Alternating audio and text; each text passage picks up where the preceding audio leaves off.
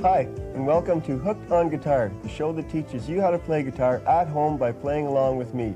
I'm Dan Rao from Gunner Guitar Studies in Kitchener, and this is show number 2. In tonight's show, we're going to learn how to change chords smoothly and quickly utilizing common fingers, common forms, and guide fingers. Those are just some techniques that I've come up with for your fretting hand to help you change the chords quickly.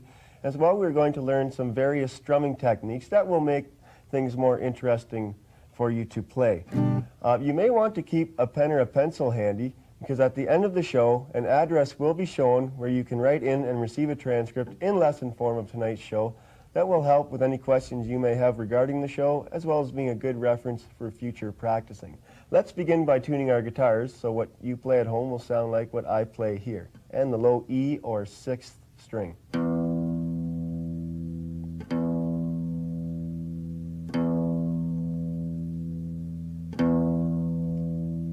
And the A or 5th string.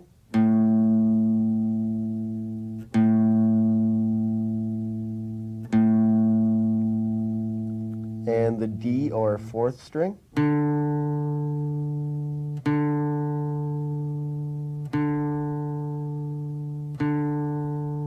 And the G or 3rd string.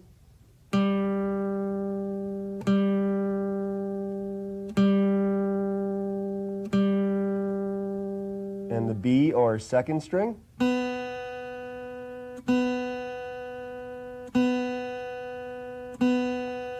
And the E or 1st string.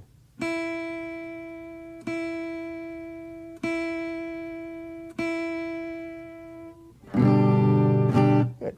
And the first thing I would like to talk about is common fingers. Now, what a common finger is when you play from one chord to another chord and one of the notes and fingers remains the same, you might as well leave it in the same place. For instance, if I play from a G major to an E minor chord, I'm going to leave my first finger down on the 5th string, 2nd fret. So I'll play the G chord a couple of times and I'll switch to E minor. And to E minor and back to G. Notice I slide my first finger back and forth a little bit, but I don't lift it off. Okay, let's try that at home. We'll play the G chord a couple of times, and then we'll switch to E minor and back and forth. So 3, 4, G chord, 1, 2, and to E minor, keeping that first finger down. Play that a couple of more times, and back to the G major, keeping that first finger common.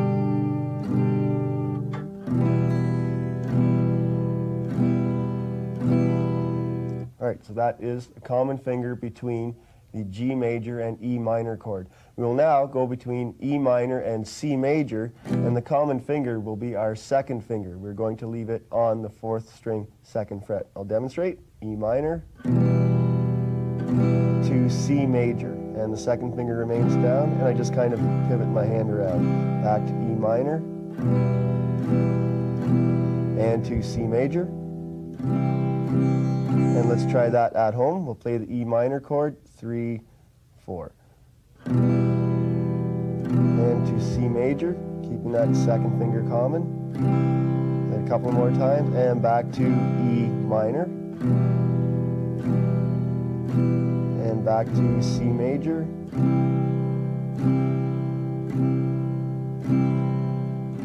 And we will now go from a C major to an A minor chord, and in this switch we're going to leave our 1st and 2nd fingers down. So our 1st finger will remain on the 2nd string, 1st fret, and our 2nd finger will remain on the 4th string, 2nd fret. And I'll play the C chord twice and switch to A minor.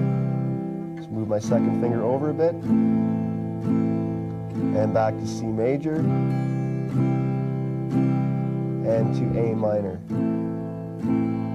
And let's try that at home. Put your C major chord down, 3, 4. C major twice, 1, 2, and to A minor. Move that second finger over slightly, A minor twice more, and back to a C major.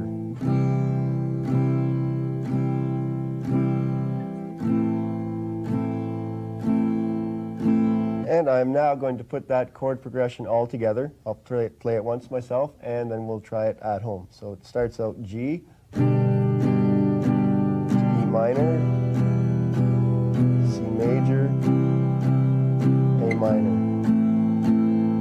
And then we can end on a G. So let's try that at home. We'll go quite slow. 3, 4. Strum each one 4 times.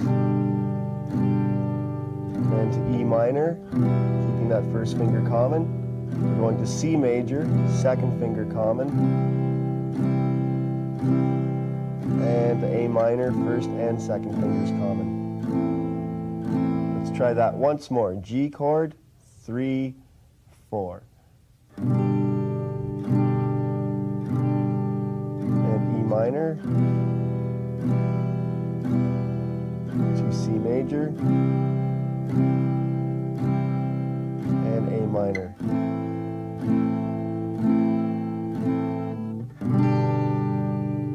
So that is common fingers in between chords. I'd like to take a minute and talk to you about the way that you'll strum these chords. A lot of students, when they first come into my studio, will kind of shy away from strumming the first and second strings. Be sure when you're strumming down like this that you have a nice full strum. Okay? Don't shy away from hitting the first and second strings. Okay, you'd like to try that a few times at home. Put a G chord down and make sure you can really hear that first string.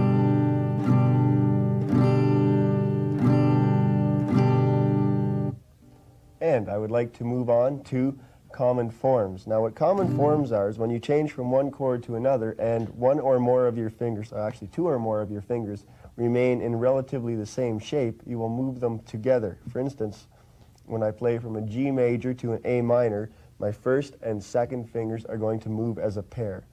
See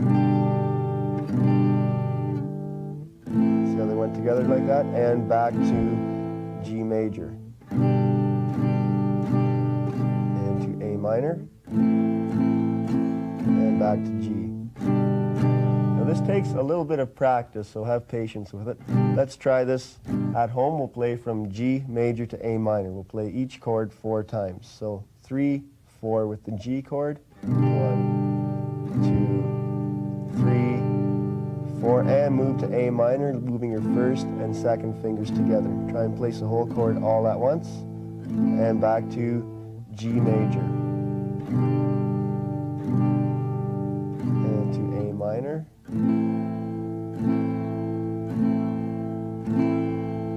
And we'll now switch between A minor and E major.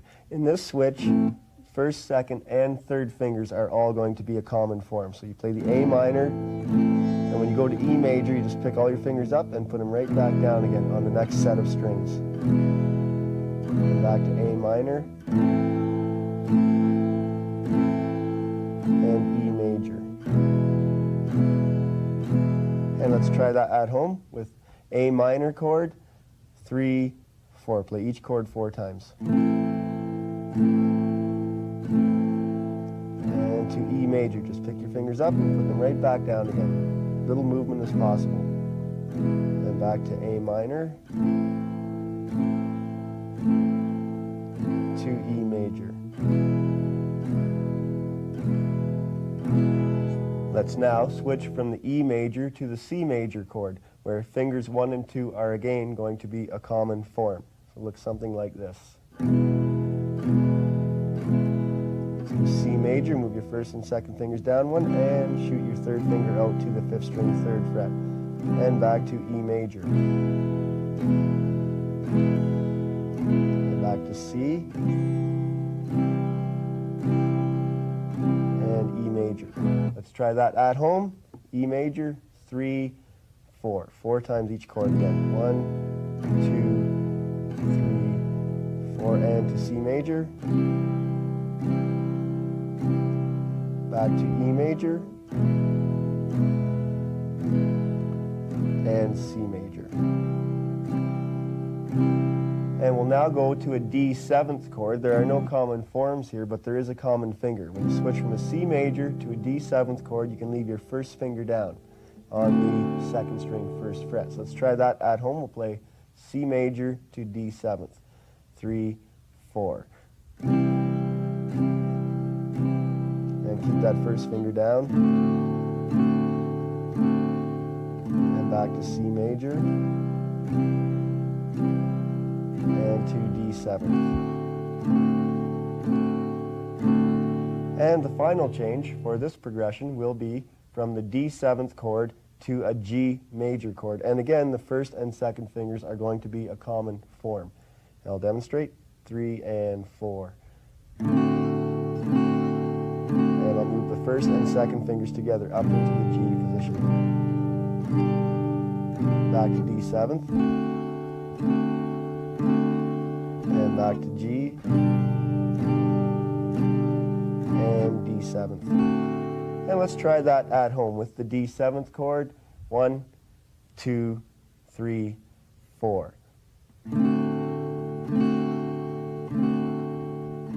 To G. Nice and smooth. Try and move all your fingers at once. And D seventh. And G.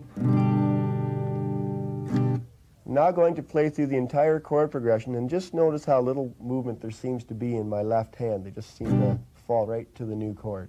3 and 4 and.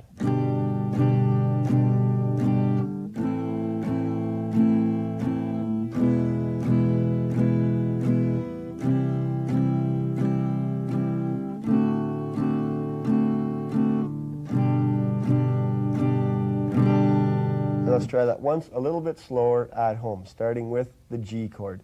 3 and 4 and.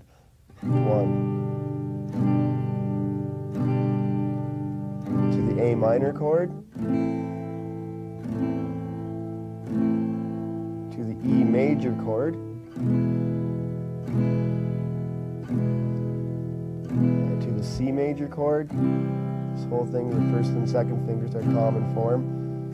D seventh, the common finger,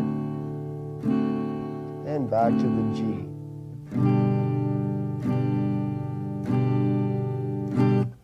And those are common forms. I'd like to quickly go over one more fretting hand technique that I use for smooth chord changes, and it's called a guide finger. It's kind of like a common finger that you move. So it's a finger that you do not take off of the string, but you do slide it to a new fret. For instance, if I play from E major to a D major chord, I'm going to slide my first finger from the first fret to the second fret. So I'll play E major twice, and then I'll play D major. And up to D major, slide your first finger up one. It's called a guide finger. I'll go back to E major and to D major. And back, and let's try that one at home. Strum the E major twice and go to D major. 3, 4. Slide your first finger up and to D major. Play D major twice more, and back to the E chord. Sliding your first finger as a guide finger. And back to D.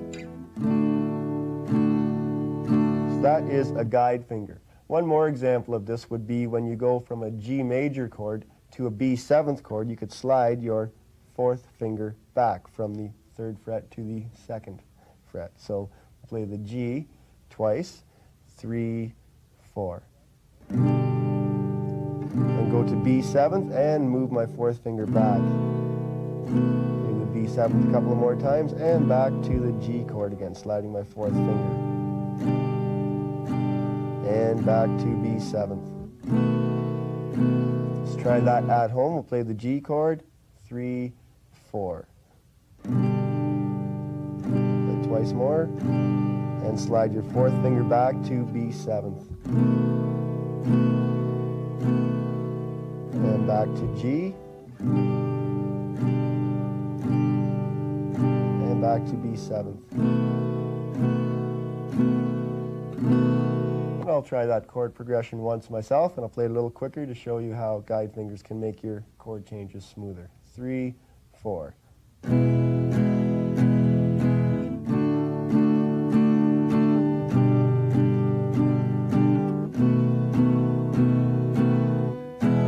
Try that at home, starting with the E major chord, 3, 4. So 1, 2, 3, 4. Let's go to the D chord,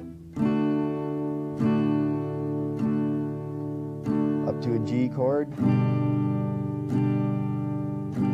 and slide your fourth finger down into a B7th chord. And back to E. Now those are common fingers, common forms, and guide fingers. Just watch out for those in the chord changes that you do in your songs and try and utilize them. Every little bit counts. It'll help you be a little quicker, a little bit smoother. I'd like to spend the remainder of the show learning some various strumming techniques so that we're going to work on the right hand. We'll start out by learning a chord progression to do these strum patterns with, and the chord progression is going to be G major to E minor, to C major, to A minor, to D, to C, to G.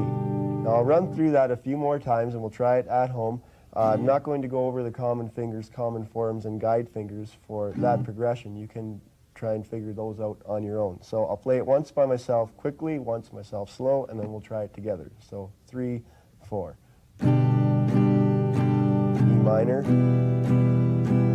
C major, A minor, D major, C major, and G major. Playing each one 4 times. Let's try that at home. 3 and 4. G 4 times. To E minor. To C major. A minor, to D major, to C major,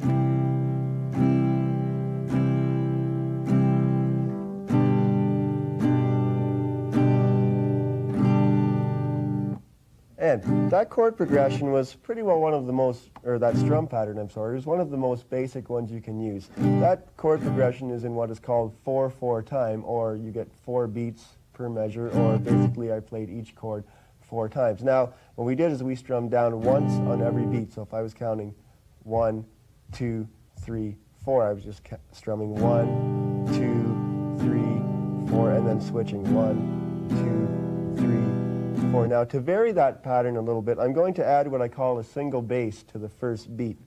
Now, what a single bass is it's the lowest note in the particular chord you are playing. For instance, if I'm playing a G major chord, I'm going to play just the 6th string and then strum it 3 times. The single bass is the lowest note in the chord. I'd like to try that at home with me with a G chord. 3, 4, single bass. 3 times, and again, single bass, and once more. And I'll try the whole chord progression myself with the single bass, and it sounds something like this. 3, 4, 1.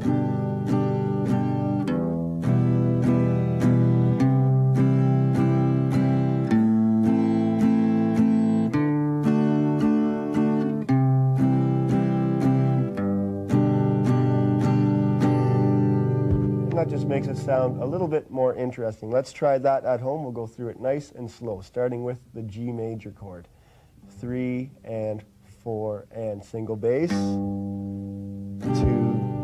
3, 4. Let's go to E minor, play the single bass, and 2, 3, 4. We're going to C major, play the single bass on the 5th string and strum the chord.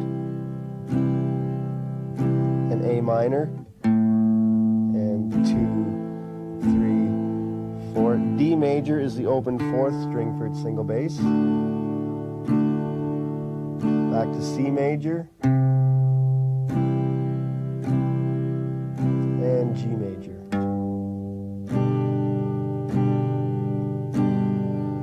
have noticed I was putting the single basses down first and playing them right away even before I had the rest of the chord down. Now this single bass rings for one whole beat or one count, so I'm just taking advantage of that and putting the rest of the chord down while the single bass was ringing. I'll play through that once again, just keep an eye on that, and we'll try it through once more slowly. 3, 4. Notice I'll play the single bass first and put the chord down.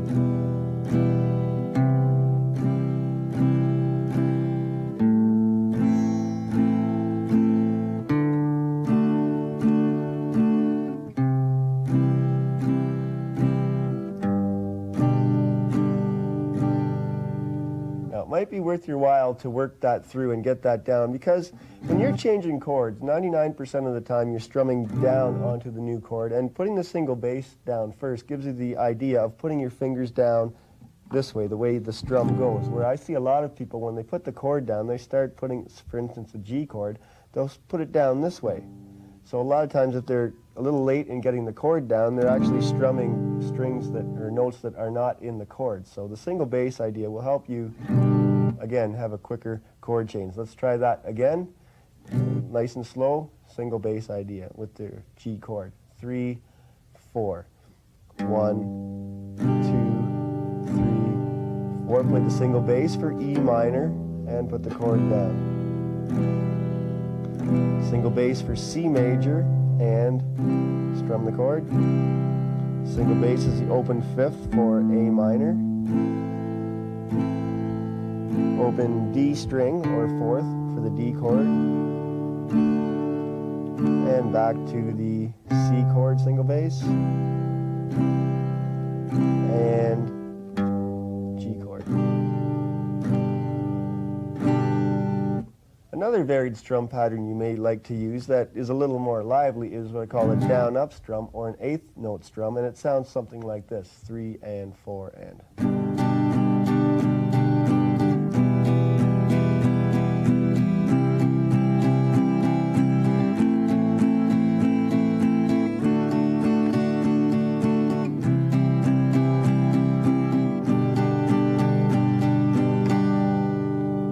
That strum pattern sounds twice as fast as the other one, and it is, but we do not have to move our right arm any faster. You notice when you're strumming down, just playing on the beat, you have to come up with your pick anyway, so all we are going to do is hit the strings on the way up. Now, a word about that up strum. When you're strumming down, you want to hit all the strings that are in the chord. When you strum up, you only want to hit about half of the strings. Only hit maybe the first, second, third, or fourth string. If you'd like to have a look at that, you're going to exaggerate the strum a little bit on the up strum. They kind of curve away from the guitar. And curve away like that. You don't want to just strum and stop like this, because then you have to continue on for your down strum. So strum down and then curve away from the guitar. Let's try that at home.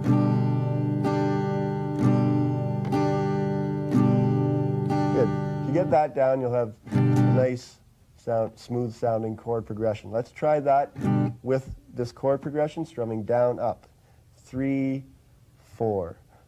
1 and 2 and 3 and 4 and 1 and 2, 3 and 4 and 1 and 2, 3 and 4 and 1 and 2, 3 and 4 and to a D chord. Try and hold that chord to the last possible second until you change. And G. Let's try that one once more, nice and slow. 3, 4 with the G chord. 1 and 2 and 3, 4 and E minor. Try and make those chord changes nice and seamless.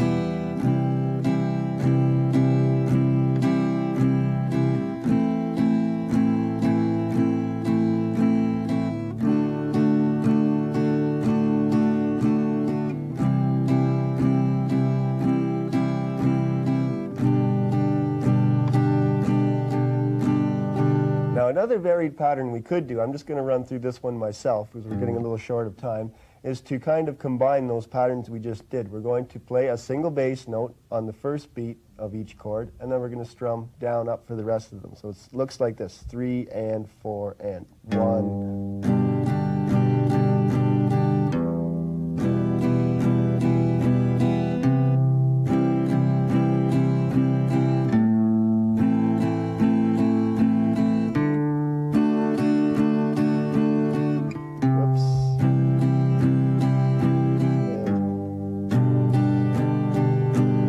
Demonstrate that one once more. That one wasn't the greatest.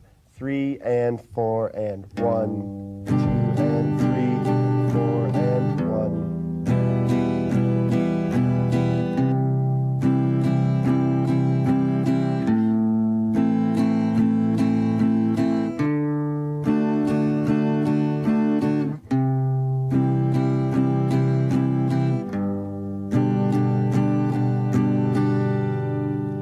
And another idea for strumming would be to insert a tie. I can't show you a tie because we're not, it's something that you write on a piece of paper, but it sounds something like this. We actually miss one of the down strums. It looks like this: 3 and 4 and.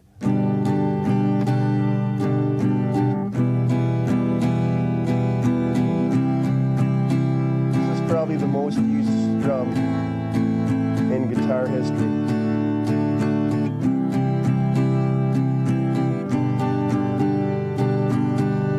Once through a little faster, just so you can get an idea of what it sounds like, and then we'll try it at home. 3 and 4 and.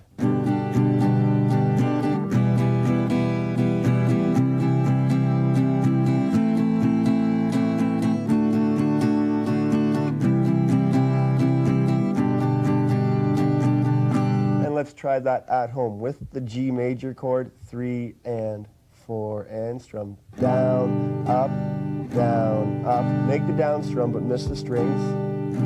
And go to E minor. Down, up, miss the strings. Up, up to a C major. Down, up, up, down, up, and A minor. Up, up to a D major.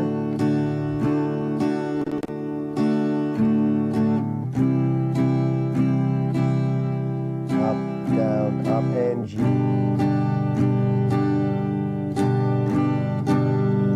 And that's it for tonight's show. Please join me next time when we will learn how to do alternate bass picking or Travis picking in between chords. Again, to add a little more flavor. And we will learn how to put some bass runs in between chords to add a little melody to your rhythm playing. It sounds something like this.